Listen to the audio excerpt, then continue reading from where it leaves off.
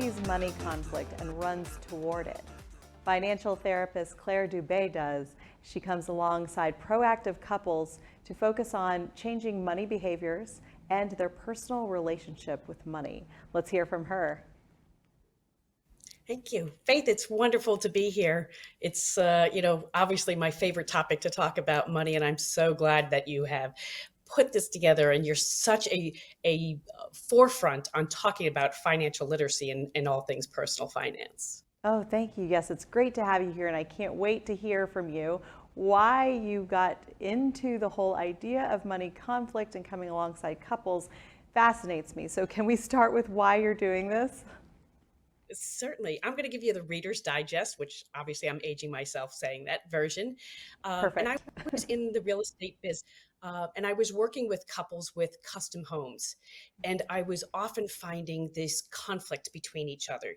One wanted to recreate a home that they already had just in a smaller version, and one wanted something completely new. And they would fight about the overruns, the change orders, and the costs.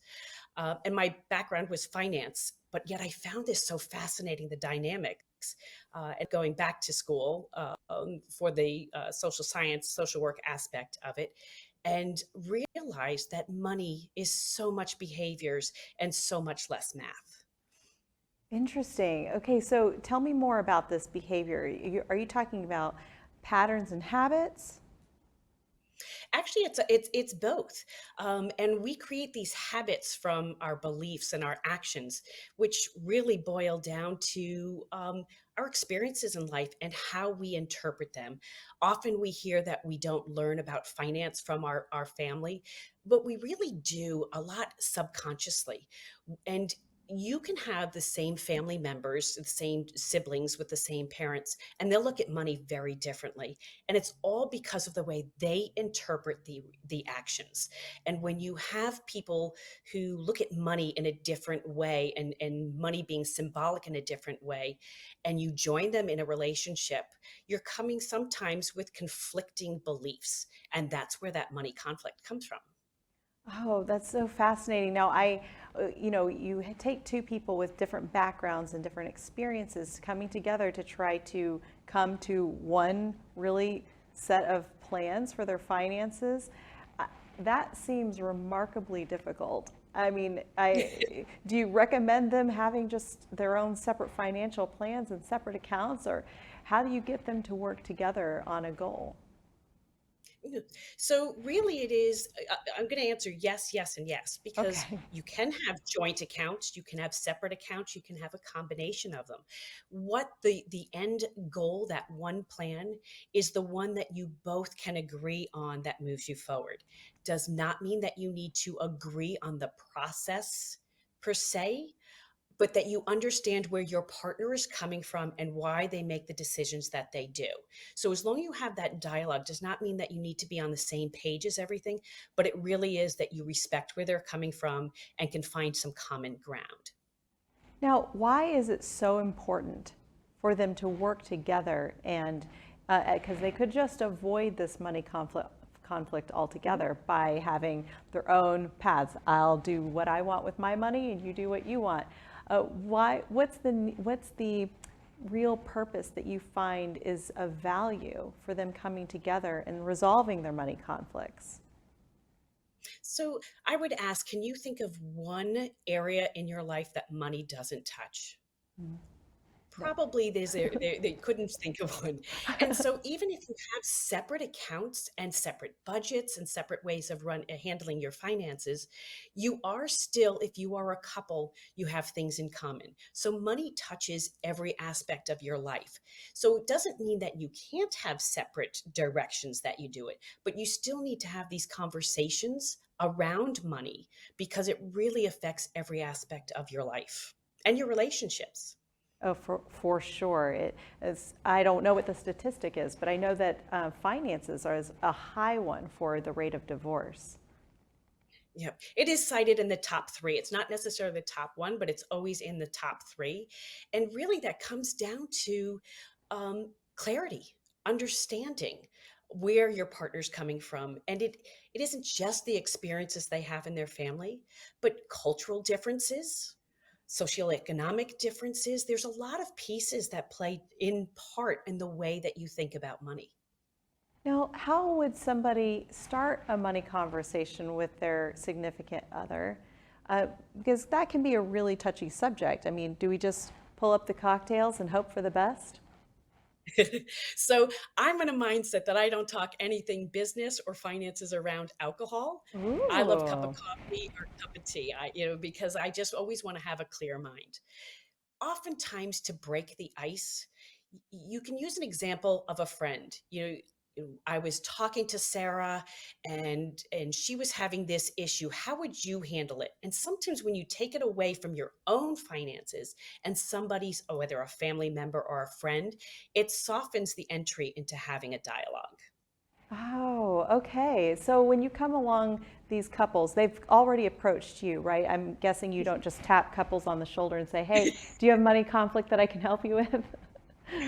When you're No, coming, they're usually what'd you say? and they're usually in the middle of some kind of conflict that they Oh, just can't seem to get a resolve. Not all the time. Sometimes it's just they want to be able to start a conversation and don't know how. And it could be a simple time that we just talk for an hour or so, as a third party starter, and then they're off and on their own. Those that are in a conflict that can't get off that Ferris wheel, that's where we have to peel back the layers and work understanding and clarifying their beliefs. how wonderful that they're willing to have that kind of vulnerability to come together to seek your counseling. But do you have advice for people at home on how to start these money conversations or how to begin resolving money conflict? Yes. So I always like to start on some common ground. Um, when you actually get to the point where you're ready to sit down and have a conversation, start off the conversation about how you met. Something, tell your partner, a story, what you thought about them when you first saw them, or a humorous event that you both did. Because it's kind of hard to have conflict when you're, smiling and remembering happy memories. So I like to start off with something where it kind of brings you to common ground. And then start off with some things that are maybe you have some differences, but it's not a hard conflict, and build off of those. Oftentimes, if you go right into the hot spot, you've jumped over processes that have brought you to that you can, chip away at and make it easier to come to some understandings and respect for each other. Now, are there basic principles that you find are consistently missing in these couples who have the money conflict? I do. And I think one is um, not being able to step back and hear the other person. What I mean here, I mean true hear. So speaking with honesty, empathy, accountability, respect. And that's, my little hear, HEAR, listening to what the person is saying. Because conflict comes from misunderstandings, lack of clarity, and understanding. And most of us would like to just be understood, be heard and understood. So when you have these conflicts, if you can step back and truly listen to your partner before saying anything, that's the first step in that clarity and understanding to come to resolve. Now, that is remarkably emotional. You know, when I think so many times we assume with finances, it's a logical conversation, logical decision making. We're looking at assets and liabilities, and then goal setting, and then a logical plan for achieving that goal. But what you're talking about has everything to do with the heart. Now, that does sound so much like a therapist coming alongside them. So, what made that stand out to you as it being the core issue? Listening seems pretty on the nose, but the empathy and the compassion and all these other things that you brought up, how did that stand out to you? So I think oftentimes we get into work because it's something that has happened to us or we know.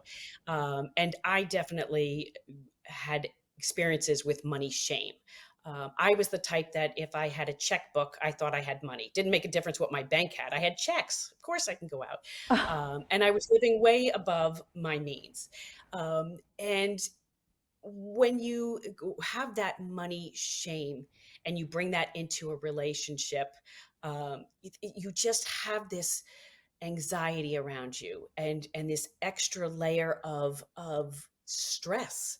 And I realized that that spending was also having an effect on how I was feeling, so there had to be some tie to it. I mean, obviously I've not, come to the conclusion as other people have that money and is more than just math. It's more than just pluses and minuses. I mean, I think that's a common understanding, but it's not a common practice. So what I mean by that is, I read every fitness book there was, every fitness magazine, and then I'd step on the scale saying, "How come I didn't lose weight?" Because there's no actions behind it. There was no understanding about my eating habits, and that's the same with money.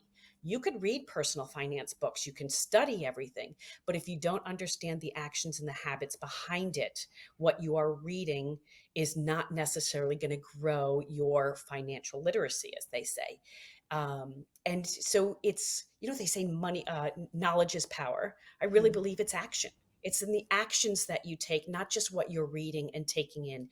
So that's the basis of financial literacy, not only reading it, but now taking a step and action steps towards it. And that was what's going to help with your financial well being. Ooh, so what types of actions do you think, if I could just tell the world to take just these two micro actions, do you have what those would be? Yeah, I think the first one is uh, track what your values are. Google what a list of values and what resonates. What are some top three values that resonate with you? Now look at your bank statements and your credit card statements and what you're spending on. Do they go back to those values that you pointed? Because if they're not, something's out of alignment. And are you then spending based on somebody else's values and not your own? So that would be my number one thing that I would say as a step. And it's not easy. It's Oh, it's not easy. that has to And be a with that really said, exposing step to take, you know? right. If you do it as a couple, there are two very important things with that. One, no shame, and two, no blame. This Mm. is just research. You don't make anything of it. You just want to say, do these expenditures match our core values? So that's probably the biggest thing I would say. And that starts the understanding that money is very emotional. I like that very exposing exercise, and for a couple to do it together, and you layered it with no blame and no shame. Mhm. What does it ever stand out that perhaps though they've said these are our core values and our bank statement tells us otherwise, does the bank statement tell them what is actually important and they need to readjust what they thought were important to them, or is it usually the other way around? So it all that bank statement is data. And you can then now take that, interpret it, and say, okay, maybe we think that these are our core values, but they're really somebody else's. Or maybe this spending is not what our spending is. It's really spending for somebody else. Um, Ah, because oftentimes they really aren't aligned. So that's where it's story time. Ask yourself what those expenditures mean line by line. What was the reason for those expenditures? And to answer your question, it could be that our values are off or our spending is off. now, what are your money conversations like at home? Do you talk about this empathy and understanding your values at home, or is it laced with other things? Tell us your secrets. So I will tell you, I am the worst example. So um, I do handle the finances of it, and my husband and I have a great relationship on touching base with each other and um, how, I come to him at the end of the month and say, here's where we are. And he's very comfortable in it. And if he has questions, he's asked it. But we don't necessarily do our monthly, what do you want to spend on? What do you want the budget to look like? But we do talk about the big items. There is no expenditure that is done without a discussion. And I think that's a big, big conflict that comes up is autonomy or Mm. the ability to feel like it's my money, I can spend it without having conversations when it has another person involved. So you you basically you have a lot of trust. You've created a lot of trust in Mhm. your home in particular. So that has to play a major factor in people's ability to, not have the monthly business meeting with their spouse, right? Right. So in this case, I've been married 34 years. So Oh, we've had those congratulations. conversations early on. Mhm. Thank you. We've had those conversations early on. So we've gotten into a groove.